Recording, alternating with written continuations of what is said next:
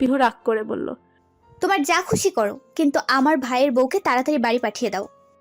কথা কটা বলেই পিহু মাহিমকে কিছু বলার সুযোগ না দিয়ে কল কেটে দিয়েছে।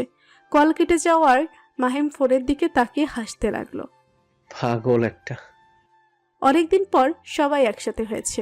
আগের দিনগুলো যেন ফিরে এসেছে, যখন সবাই একসাথে হলে মজা হতো। গল্প চলার মাঝেই ময়ূরীর ফোন রিং হচ্ছে। ময়ূরী স্ক্রিনে তাসফিনের নাম দেখেই কল না তুলে কেটে দিল। এদিকে তাসফিন ময়ূরীর কণ্ঠ শোনার জন্য অস্থির হচ্ছে। ময়ূরী কল না তুললেও নাছোড়বান্দার মতো তাসফিন কল করেই যাচ্ছে। মাহিম ব্যাপারটা বুঝতে পেরে বলল, কে কল করেছে তুলে দেখ, হয়তো জরুরি কোনো দরকার। যে কল করেছে তার সাথে আমার কোনো দরকারি কথা থাকতে পারে না। বোনের এমন কঠিন রূপ দেখে বেচারা তাসফিনের উপর মাহিমের দয়া হতে লাগলো। তাসফিন যা করেছে তা কোনোভাবে ছোট করে দেখা যায় না।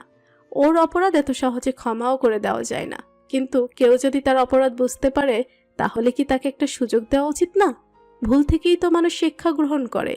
লায়লা আরিয়ানকে তার বান্ধবীর মেয়ের কথা বললে আরিয়ান সোজাসুজি বলে দিল, আমি একটা মেয়েকে পছন্দ করি না, বিয়ে করলে ওই মেয়েকেই করব।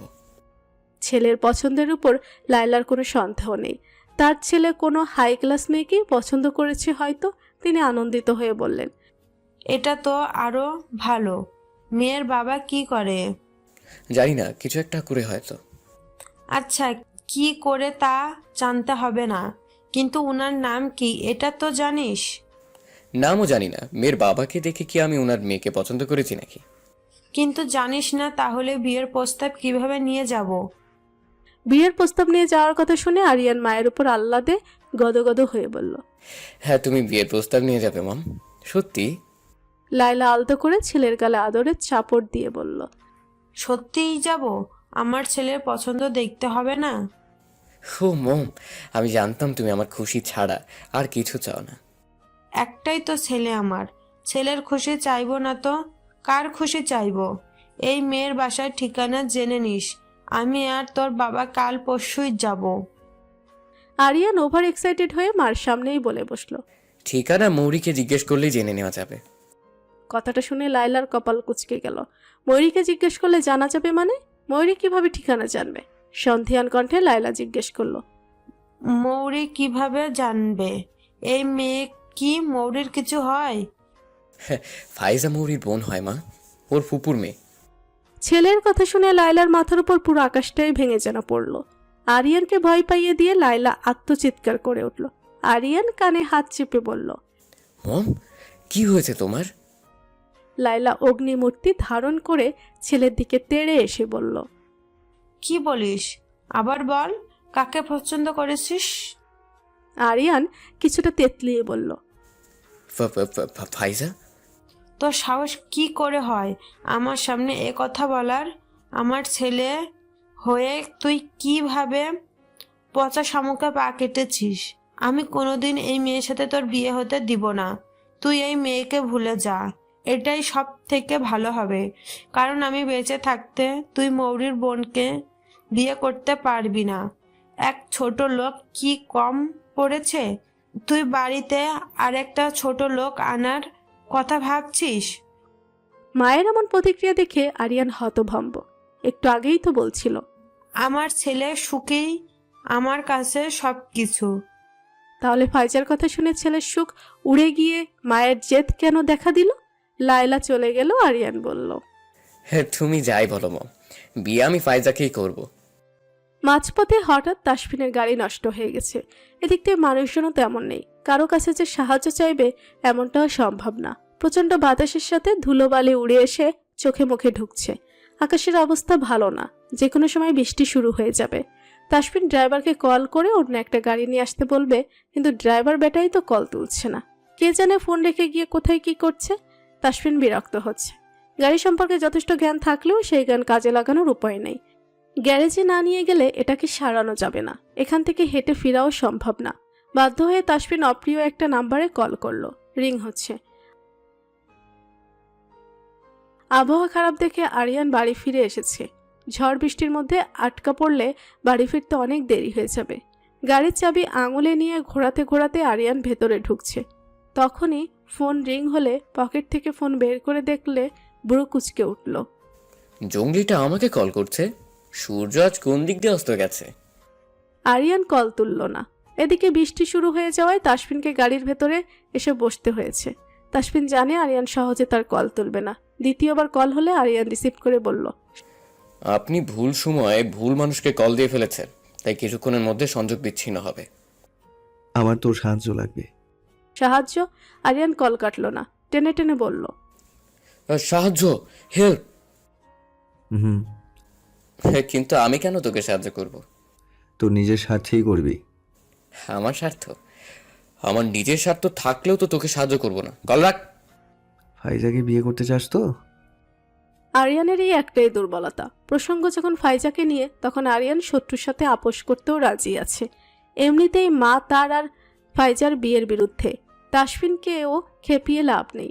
আরিয়ান বলল, কি হেল্প লাগবে বল। কোথায় তুই? বাড়িতেই। কেন? আরিয়ানের গাড়ি ঠিক তাসফিনের গাড়ির পাশে থামলো। জেনারেল কাজ নামালেই ভেতরে বৃষ্টি আসবে। তাসফিন গাড়িতে বসে বসে বোর হচ্ছিল দেখে মিউজিক চালিয়ে নিজেও চোখ বুজে ঠোঁট মেলাচ্ছিল। হঠাৎ ফোন বেজে উঠলে চোখ খুলে ফোনের স্ক্রিনের দিকে তাকিয়ে ঠোঁট বাঁকিয়ে হাসলো। কল তুললে আরিয়ান বিরক্ত গলায় বলল, চোখ খুলে আশেপাশে দেখ, বাড়ি ফিরতে চাইলে নেমে আয়। তাসফিন বুঝলো আরিয়ান চলে এসেছে। সে আরিয়ানকে আরেকটু জ্বালাতে বলল, কিভাবে নেমে আসবো? বৃষ্টিতে ভিজবো নাকি? ছাতা আনিসনি? আরিয়ান দাঁতে দাঁত চেপে নিজেকে সামলালো। রেগে না গিয়ে বলল, ছাতা আনার কথা বলেছিলি? তাসফিন হতাশ গলায় বলল, এই কথাও তোকে বলে দিতে হবে? বৃষ্টি হচ্ছে, ছাতা নিয়ে বেরোনোটা কমন সেন্স। তোর কমন সেন্স তোর কাছেই রাখ। যেতে চাইলে নেমে আয়, নইলে আমি চলে যাব। কি আর করার, আরিয়ানকে বেশি খেপিয়ে দিলে ও তারই লস। তাসফিন বৃষ্টির মধ্যে গাড়ি থেকে নেমে এলো, কিন্তু আরিয়ান এবার বদলা নিচ্ছে। তাসফিন এসে তার গাড়ির কাছে টোকা দিলেও আরিয়ান দরজা খুলতে সময় নিচ্ছে। এদিকে তাসফিন অর্ধেক ভিজে গেছে। আরিয়ান গাড়ির দরজা খুলে দিলে তাসফিন গাড়িতে বসে সবার আগে একটা কথাই বলল, আমার শালিকা টেস্ট এত খারাপ জানা ছিল না। আরিয়ান রেগে গিয়ে বলল, এই কথা কেন বললি? তোকে পছন্দ করেছে, আর কি বলবো। তাহলে তো বলতে হয় তোর বউয়ের টেস্টও খারাপ, তোকে পছন্দ করেছিল। অবশ্য এখন তোকে ছেড়ে দেওয়ার সিদ্ধান্ত নিয়ে ভুল শুধরে নিয়েছে। মৌরি বুদ্ধিমতী মেয়ে। তাসফিন কটমট করে আরিয়ানকে দেখছে, কিন্তু আরিয়ান ওকে পাত্তাই দিচ্ছে না। গাড়ি ঘুরিয়ে বাড়ির পথ ধরল। তাসফিনের শার্ট ধরতে গেলে পুরোপুরি ভিজে গেছে। ভেজা কাপড়ে থাকলে ঠান্ডা লাগতে সময় লাগবে না, কিন্তু চেঞ্জ যে করবে সেই উপায়ও নেই। আরিয়ান তাসফিনকে দেখেও দেখছে না। তাসফিন অলরেডি 1-2টা হাঁচি দিয়ে ফেলেছে। গাড়িতে দুজন মানুষ থাকলেও কেউ কারোর সাথে একটা কথাও বলছে না। ওদের নীরবতা ভাঙিয়ে দিয়ে আরিয়ানের ফোন বাজলো। তাসফিন লক্ষ্য করলো ফোনে কথা বলতে গিয়ে ওর গলার টোনই পাল্টে গেছে। এত মিষ্টি করে নিশ্চয়ই ফাইজার সাথে কথা বলছে। ওদের কথা শোনার ইচ্ছা না থাকলেও তাসফিনকে শুনতে হচ্ছে। সে তো আর কান চেপে ধরে রাখতে পারবে না। এরা নিব্বা নিব্বির মতো প্রেম করছে। বিশেষ করে আরিয়ানের কথাগুলো শুনে তাসফিন রীতিমতো অবাক হচ্ছে। হ্যাঁ, লাভ ইউ ময়না পাখি। তোমাকে যত শীঘ্রই পারি আমার কাছে নিয়ে আসার ব্যবস্থা করছি।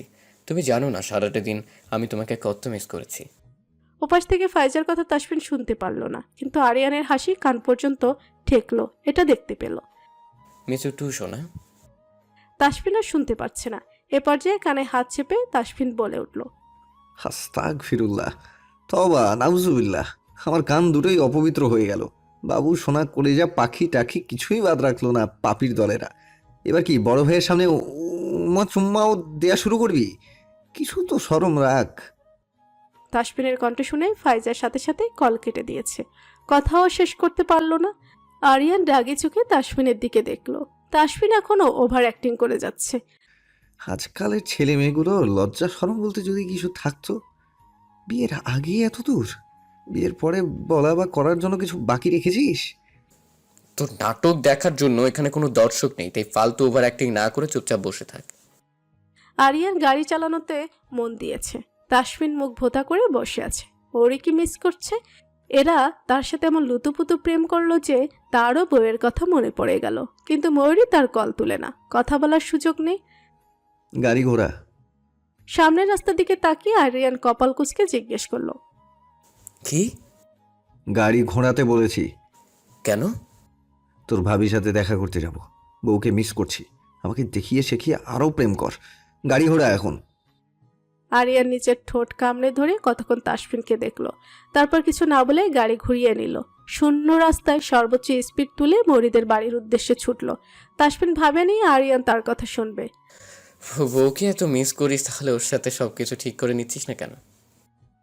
আরিয়ান আজকের আগে কোনো দিন ওদের ব্যাপারে কথা বলেনি, এটা ওদের ব্যক্তিগত ব্যাপার ভেবে ছেড়ে দিয়েছে। এই প্রথম তাসফিনের সাথে সরাসরি এই ব্যাপার নিয়ে কোনো কথা হচ্ছে। তাসফিনও আজ আরিয়ানের থেকে কিছু লুকিয়ে গেল না বা কোনো তেড়া উত্তরও দিল না। ঠিক করার চেষ্টাতেই লেগে আছি। মৌরিকে ছাড়া থাকা কষ্টের হয়ে যাবে এটা জেনেও ওর সাথেও ওরকম ব্যবহার না করলেই পারতি। তখন তো জানতাম না ও দূরে চলে গেলে এত কষ্ট লাগবে। সব কিছুর পর ও দোষ তোরই। সেটা আমিও অস্বীকার করছি না। বিয়ের দিন ওরকম নাটক কেন করেছিলি? প্রতিশোধ নিতে।